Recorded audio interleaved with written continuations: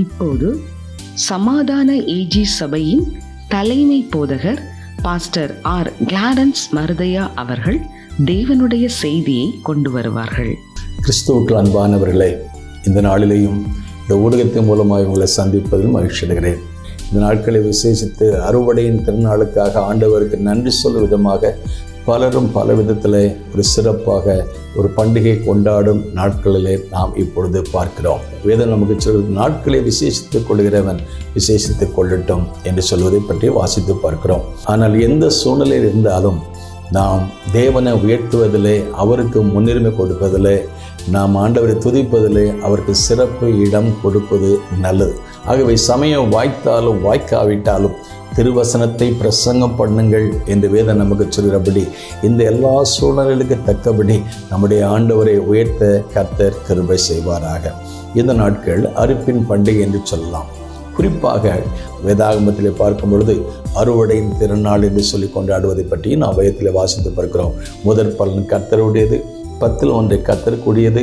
அறுவடையிலையும் ஆண்டவருக்கு நன்றி சொல்வது தான் வேதாகம ஒழுங்குமுறையை நாம் பார்க்கிறோம். இன்றைக்கும் நாம் பார்க்கும் பொழுது இந்த சூழ்நிலையில் வேதத்தில் வாசித்து பார்க்கிறோம். கண்ணீரோடு விதைக்கிறவன் கெம்பீரத்தோடு கூட அறுப்பான் என்று 126ஆம் சங்கீதம் 5ஆம் வசனத்தில் வாசித்து பார்க்கிறோம்.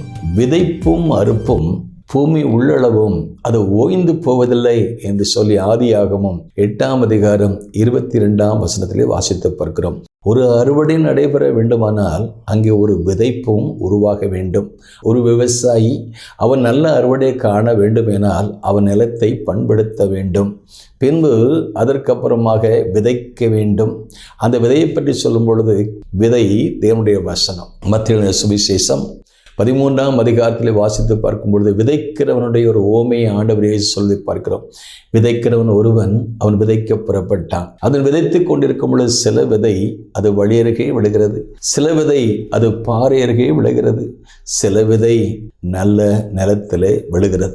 நல்ல நிலத்தில் விழுந்த விதை அது 30, 60, 100 பலன் கொடுக்கிறது.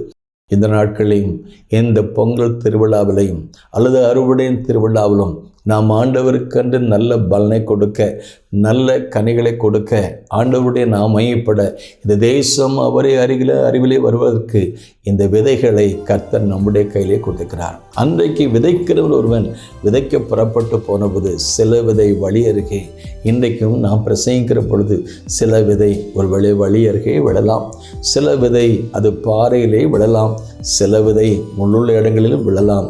நல்ல நிலத்தில் விழுந்த விதைகள் 30, 60, 100 மேனியை கொடுப்பதை பற்றி வாசித்து பார்க்கிறோம்.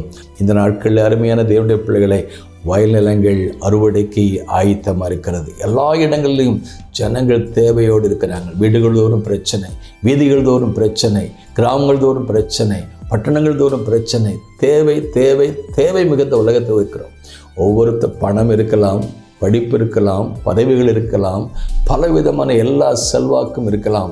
ஆனால் மனிதனுடைய வாழ்க்கையிலே ஒரு சமாதானத்துக்குரிய, ஒரு நிம்மதிக்குரிய ஒரு வாழ்க்கை இன்றைக்கு தேசத்தில் டென்ஷன் டென்ஷன் டென்ஷன்.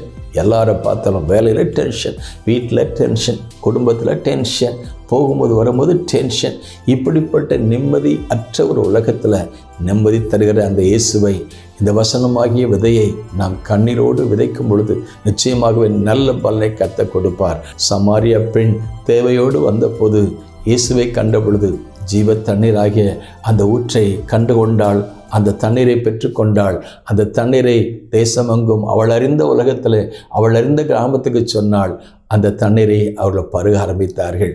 இன்றைக்கும் இந்த ஜீவ ஊற்றாகிய இயேசுவை, இந்த விதையாகிய வசனத்தை நாம் எல்லா மக்களுக்கும் கொண்டு செல்வோம். அருமையான தேவனுடைய பிள்ளைகளே, இந்த பொங்கல் திருவிழாவில் எல்லாருக்கும் உங்கள் பாத்திரம் நிரம்பி வழியணும், பொங்கி பொங்கி வழியணும். அப்படி பொங்கி வழியன்னா வேதத்தில் வாசித்து பார்க்குறோம். சங்கீதக்காரர் சொல்றார், என் பாத்திரம் நிரம்பி வழிகிறது, அன்பினால் நிறைந்து வழியட்டும்.